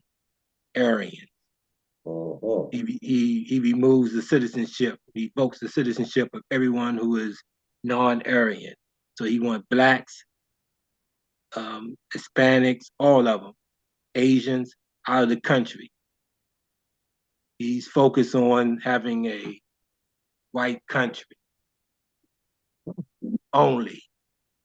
Yeah. So that's what happens at that scene. The president is now going after blacks and telling them they have 30 days to leave the country. Hmm. 30 days. Good stuff, man. Good stuff. And I think we can't get there. Hopefully, hope to God we never do, but we could. I'm telling you. Wow. I saw something or read something just the other day about North Korea, and that if you yawn or fall asleep or show disinterest when the president is speaking, you can be executed. Say that again. If you yawn, if you fall asleep, or if you show some kind of disinterest in what he has to say, they will take you and put you under. Unbelievable. Wow. Anyhow, I was in a car, they get my car inspected. These guys were talking, and they were all people who were, well, the one guy was born here in the United States, it's people from Pakistan. But anyhow, they were talking about how this one guy came out of Cuba, and he said, I had a record in Cuba. He said I was in a bad way. He said they'd give me a long sentence. And then finally, when that whole flotilla thing opened up, he said I was one of the people that they, put on the ship and said, get you out here. He said, so the whole thing about some of them were shipped over here. He unloaded some of his prisoners. He said, that was very true. He said, I'm a living example. The guy said, I was literally sentenced to 120 years. He said, and here I stand, working on the car. So that was his story. But anyhow, powerful stuff. And he said, man, they talk about prisons. He said, over here in the United States, he said, this would be like heaven. He said, the stuff we had to endure, he said, you come, man, no. He said, you slept with one eye open. You just, his story was so unbelievable, but believable, because I had, opportunity to be there myself. And a good brother who I was, we was a whole delegation of us, but it was one dude who wrote a number of articles and then wrote a book on it. And he was chronicling all the stuff that, this guy was talking about, how brutal those prisons are. And also he talked about racism in Cuba. He said, we idolized East, but there was tremendous racism in Cuba. He said, and one of the things he kept digging for was, where are the black people here in Havana? What's going on? He said, because I know there was black leadership and stuff. And so they literally flew us down to Santiago, Cuba, so that we could see what looked like you stepped into Africa when you stepped off that plane. And they did huge Santa Maria. I hope I said it right, where they, worship in a certain way, and they had the snakes on the ground and all that kind of stuff. And so he wanted us to see another side of Cuba. But he said, but at the end of the day, they said, if you want to see racism, he said, even in the prisons, certain, Cubans said, I don't want to be roomed with in cell with a dark-skinned person. And they would actually act like they had a right to, and they're like, you do realize you're in prison, right? You don't have no rights here, but they'd be ready to riot, fight, and everything else if they didn't get their way. So this guy said, yeah, the prison's over there brutal. I bring all that just to simply say, I remember as we were talking, I said, have you ever thought about writing about that or, doing something? He said, I can't write, man. I'm not that kind of, he said, but I can tell some stories though. And I said, yeah, that's the key. A lot of us can tell the story. And you guys have really mastered that whole piece of telling stories. So keep it going, keep it going. That's all I can say. It says, do you have, let me see. Brother Dan, Dr. Dan, how you doing? Fine, thanks. How about yourself? All right, doing real well. Good to hear your voice again, man. I'm glad you're on. Rose on, Gazelle's on, and Neil is on. And also Queenie's still with us? She go off? Yes, I'm still here. Oh, wonderful. Queenie, let's hear your voice. We haven't heard you for a minute. And then we'll ask Brother Dan if he'll read something for us since he's brand new. But I'm excited about what you said about the Black Book Fair, Queenie, coming up. Tell everybody again, those people who just joined us for the first time, when it's going to take place and where. Let me pull it up again. I just had it a while ago and I closed it. But it's going to be February the 24th, and pull up the flyer. It's called Celebrating Black Authors, but any race can attend. It's called the Upstate Black Book Fair, February the 24th from 1 to 4. Author vendor table is $30. She changed the price. Okay. Author vendor table is $30 and a non-author vendor table is $50. Fantastic. Now you have your own business as well. Tell people about what you do and how you can assist them in promoting their books. Okay, I'm what you call a book promoter, where I will promote your books. I have affordable book promotions. I'm working on a website right now, and I also do virtual assistance for some authors. Queenie, where's the book fair information? I guess you can have it on. You can send that information. I can send it to you. Yeah, send that information to me. I'll try to make that. And you was in South Carolina, you say? I was in South Carolina for 2 weeks. Yeah, I was down in Myrtle Beach. Okay, Myrtle Beach part. So you was in I'm in North Carolina. I live in North Carolina, so yeah, I can send that to you. yeah. But yeah, Give me some anybody can ideas come. from- They just have to travel. Right. Okay. Queenie, I don't know if you're familiar with Harrisburg at all, but if I was traveling from Harrisburg to South Carolina to go to this book fair, what kind of time are we talking about? 8 hours, 10 hours? I don't know. I guess it would be about 8 hours. Yeah. Think about 8. Okay. But it's only one day. But I would prefer if you would do the one in June on the Juneteenth weekend. That's Okay. the Rebecca that was just on. She's the planner for that. And this will be the 3rd year it's doing it, and it's no fee. Fantastic. Okay. Huh. Okay. And that's going to take place in June. Do you have the particulars on that? No, we don't have that yet. We probably won't get that till like May. All right. Real good, though. Well, great. Okay. But thanks a lot for being on and, keeping us informed of all that's going on. There's a lot going on, and that's a good thing, So writers, again, this is a platform. It costs you absolutely nothing to come on here, and we'll, share the Zoom information with you. And we'd love to hear about your books, your works, and all that you're doing. And, and then, of course, Queenie has her platform. You definitely want to hook up with her. She's promoting folks all the time and doing a great job at it.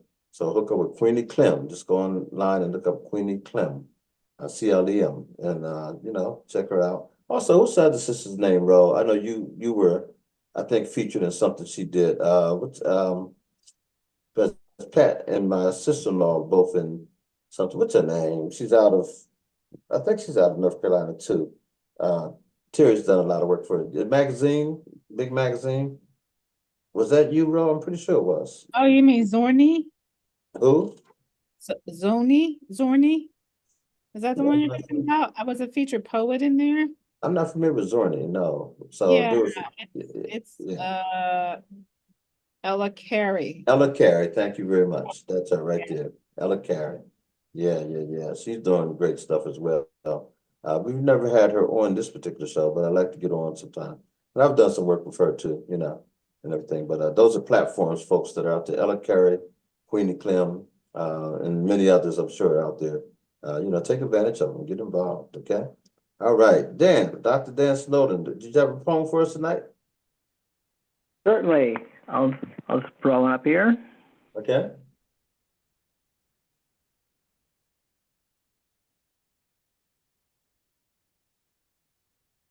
I'll do this one called Approaches to Solving Problems. Sooner or later, we'll all have problems, which may last for the short term or the long. The methods that are used to resolve these should be numerous and made very strong. Problems may receive their resolutions even before they can ever be born. In this case, planning and perseverance can ensure that problems are never born. Another way to approach these problems is encountering them at their sources. Here, the problem can become starved of food, which then leads them from us to divorces. Those pesky problems can also be met by opposing forces after they've spread. In applying the proper mix of tools, the problem shall likely end up quite dead. There are times when problems become so large that more than one approach may be needed. Thus, using multiple resolving tricks make for problems' whims going unheeded. As shown here, problems are ubiquitous, making us all quite exasperated. Yet, once the shared resolutions are used, problems are just best eviscerated. Good stuff. You always find that rhyming scheme, man. Way to do it. Really good, really good. Oh, sure. In this particular poem, as a psalm, I just actually crafted this one at one of the retreats over at Elizabethtown College. Okay, good, good, good. In fact, I'm glad you mentioned that because Jesse Waters, he was on Facebook and people were, giving him his accolades and everything. And I did reach out to him. And so he and I hopefully will hook up and we will revisit Elizabethtown College and see what's going on with that. I like that venue. And also we haven't heard, I need to reconnect with Shantae James, Dr. Shantae James at Penn State. We had something planned and then we had to postpone that. But hopefully we can revisit that whole notion of having a retreat at Penn State Harrisburg. That would be, I think real cool.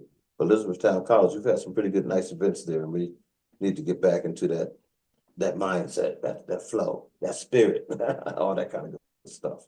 So anyhow, anything else for the good of the order tonight? I do have another video I'd like to ask, Brother Chris, Pastor Chris, to pull up for us, and that'll be the last video for tonight. But then I want you to everybody think through if there's anything you want to lift up before we go off tonight. Let's watch this video first.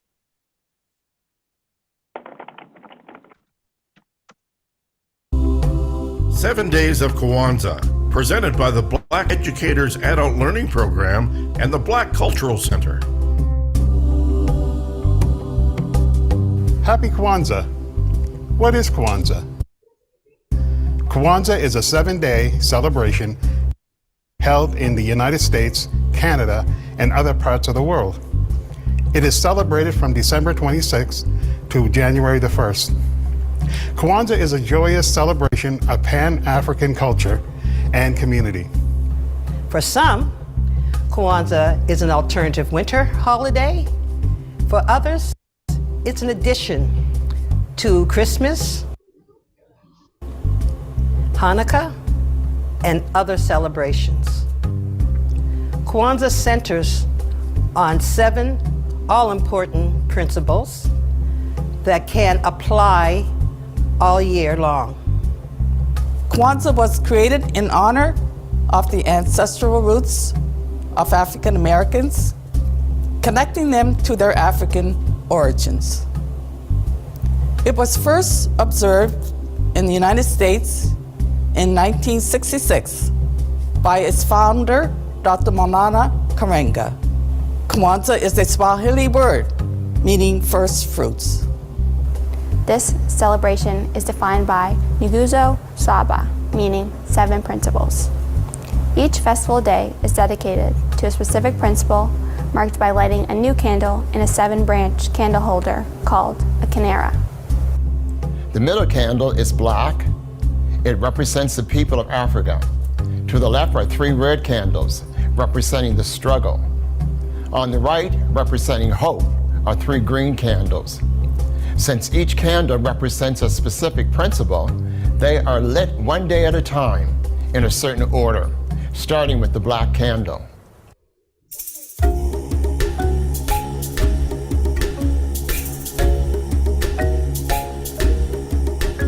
Hello, my name is Sherry Bernard. Today's Kwanzaa principle is Kujikajalia, which means self-determination. Its focus is building your identity as a person and a community, both historically and in the present day, by asking the question, who am I? Kujikajalia also encourages the question, am I all that I ought to be? To commemorate today's principle, Kujikajalia, I light this candle.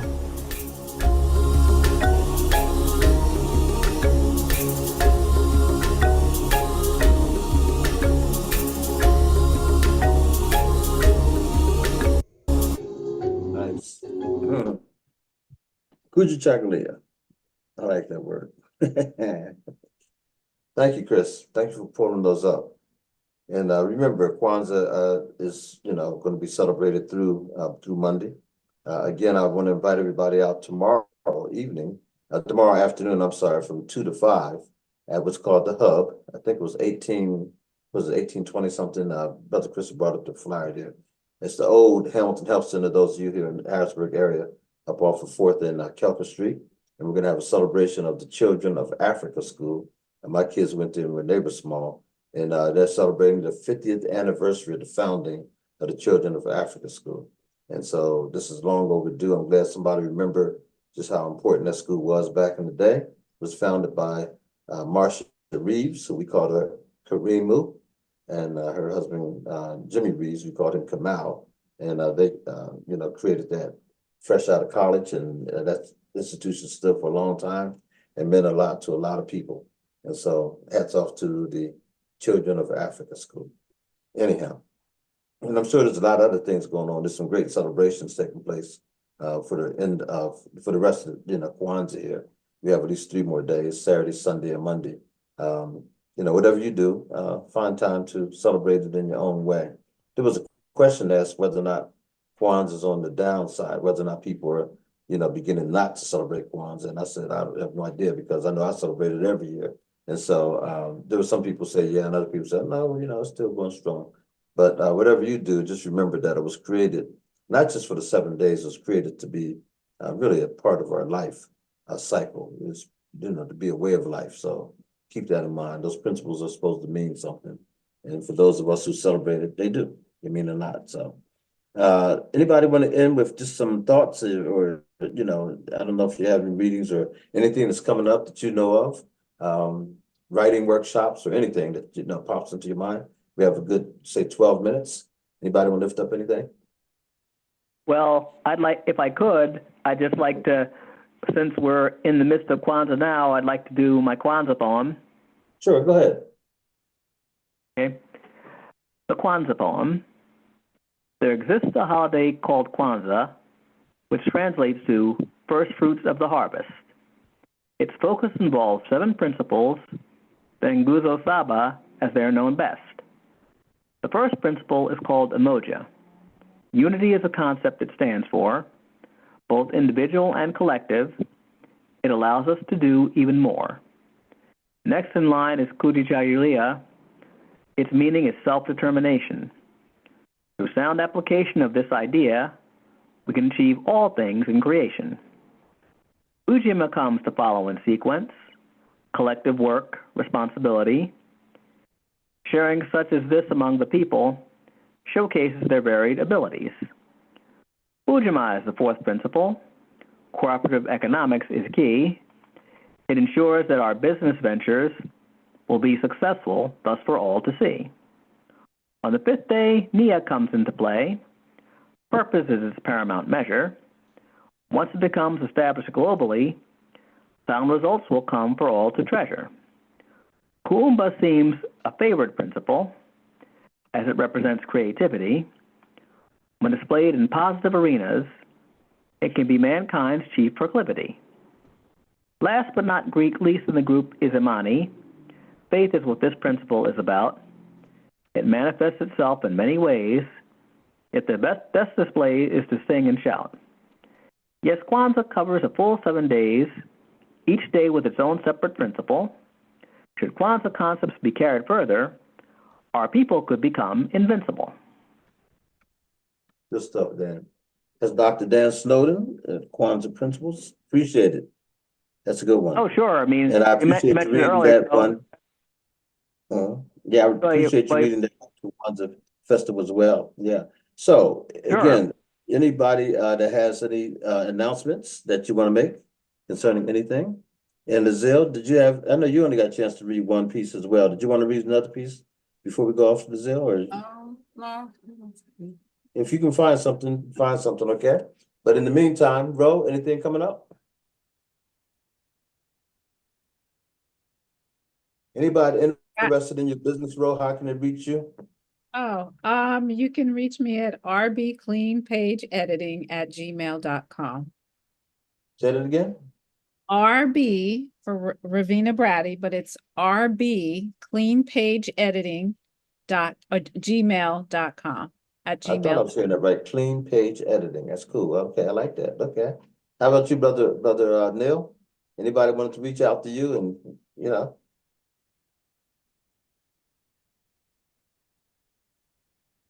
Reach out you to have me. emails? They can reach me at Neil Owens at owenspublishing.com. Horse Publishing? Okay. Neil Owens at owenspublishing.com. Owens Publishing. Okay, I thought I heard you say okay. Owenspublishing.com. That's easy enough. Okay. Neil Owens at owenspublishing.com. Fantastic. Thank you. Anybody want to reach out to me, they can reach me at P as in Pat, Gadsden, Gadsden at AOL.com. I'm from the old school. That's right. AOL.com.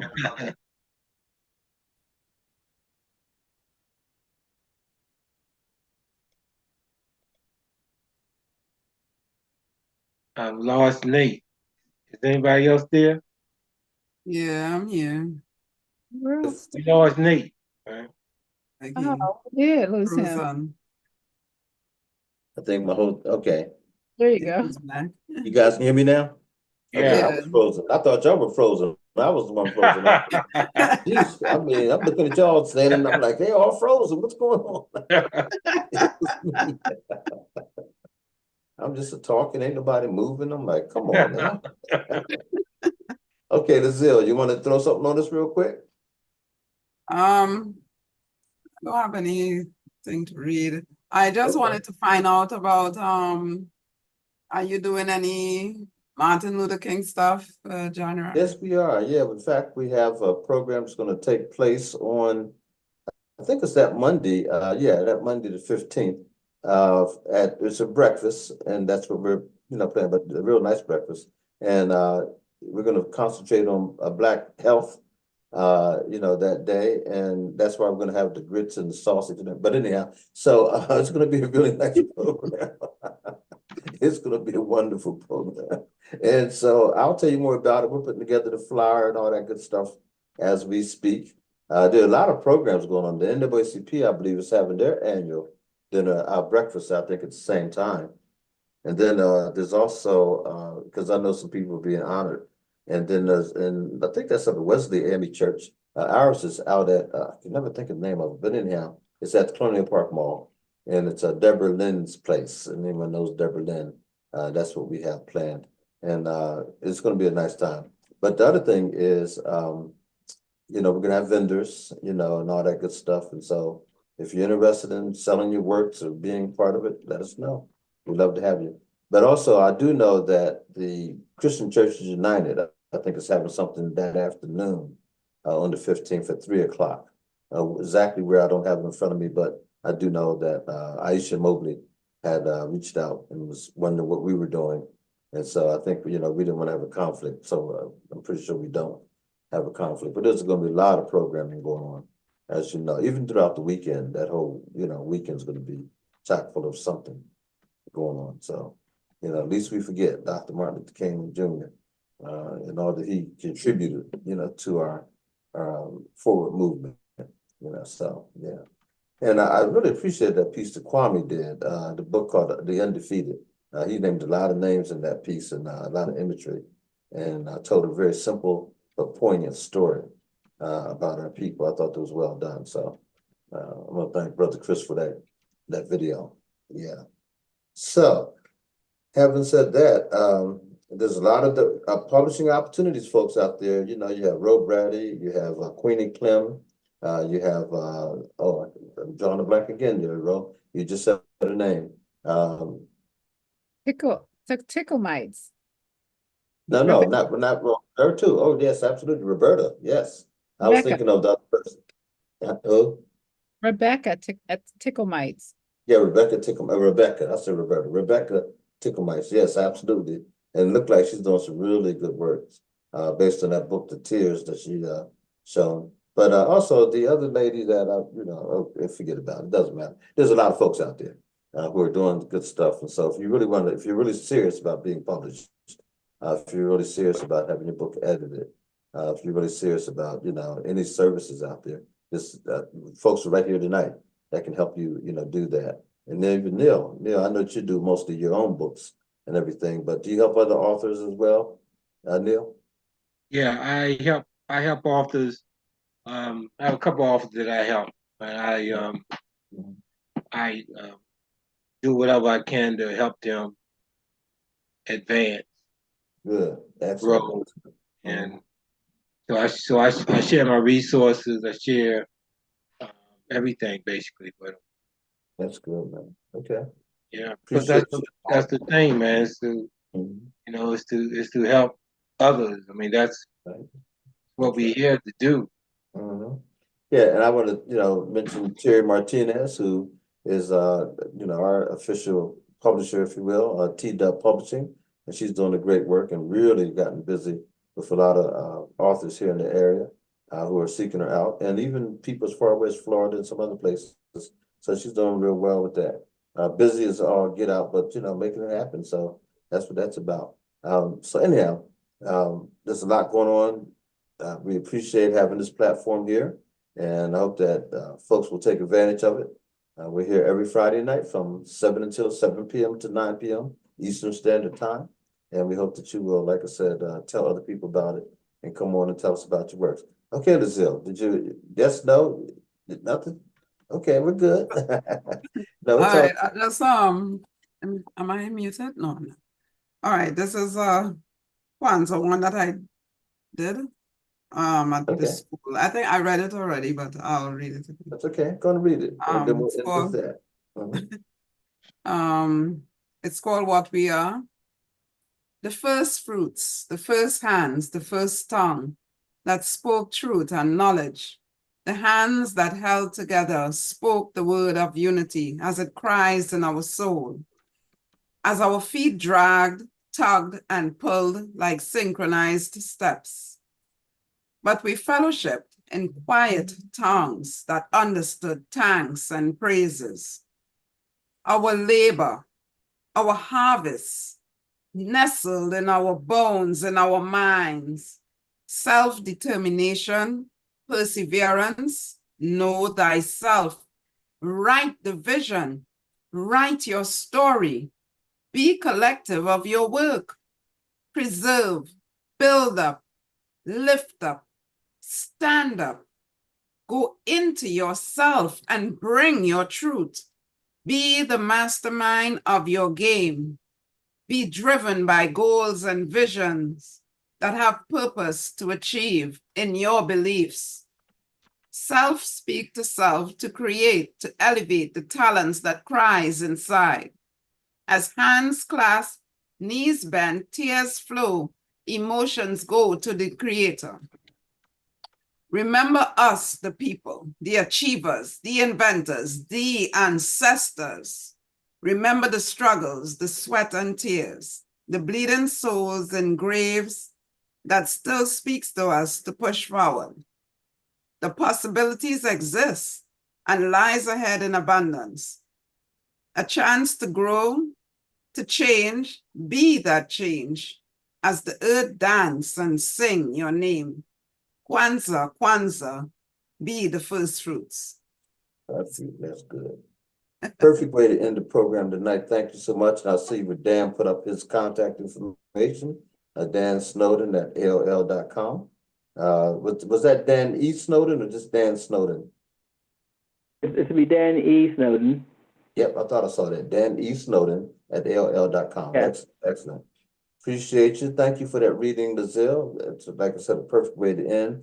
And I hope that everybody will have yourself a wonderful New Year's celebration, a new year. Just, let that new year be prosperous and help others along the way. And whatever we do, let's all pull together. Harambe. Okay? See you next Friday. God willing. Thank you all. Yeah. Night. Good night. Okay, go on, go. Oh, nice. Oh, hi. Powder room. I like it. Coming up on The Voice, 17104. Debuting on 1/6/24. Next week. Go ahead. Yay. Great picture too. Hi. All right. Hey, hats off to Nicole Wilkerson at Kwanzaa. She was honored. Yes, indeed. She is a tremendous coordinator for the Writers Wordshop. Now, I love this piece, Brother Dan pulled this, Brother Chris pulled this together for us, and I like that as our sort of in-house logo. Thank you, my brother.